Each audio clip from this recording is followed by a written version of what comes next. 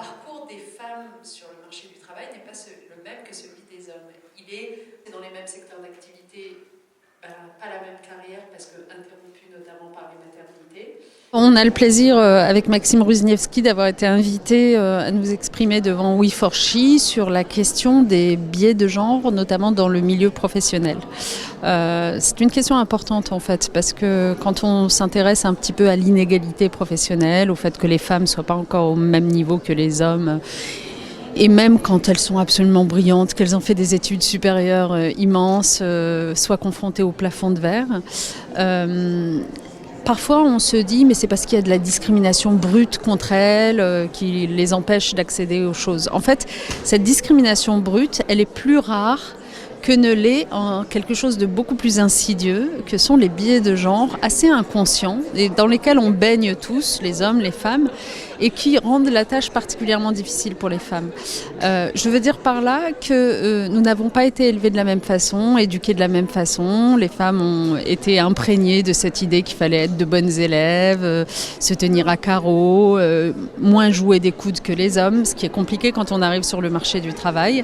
Les femmes se dévalorisent souvent, elles ne négocient pas comme il le faudrait au moment de l'embauche, le niveau de leur salaire, et puis elles sont confrontées tout simplement à des hommes qui ne veulent pas particulièrement laisser leur place et qui parfois cèdent à une tentation du dénigrement des femmes, de l'invisibilisation, de l'ignorance, quand ce n'est pas pire.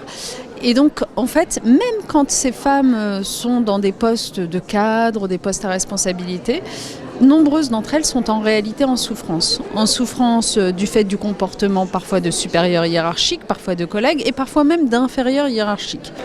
Ce soir avec Najat Vallaud-Belkacem, avec qui j'ai eu la chance de travailler il y a quelques années en France au ministère des Droits des Femmes, on va parler à l'invitation de We4She, et je les en remercie, de ces biais de genre, ces idées reçues, ces stéréotypes qui parfois nous empêchent, en tant qu'homme, en tant que femme aussi, en tant que collègue, en tant que manager, en tant que patron, que patronne, de aller dans telle ou telle direction.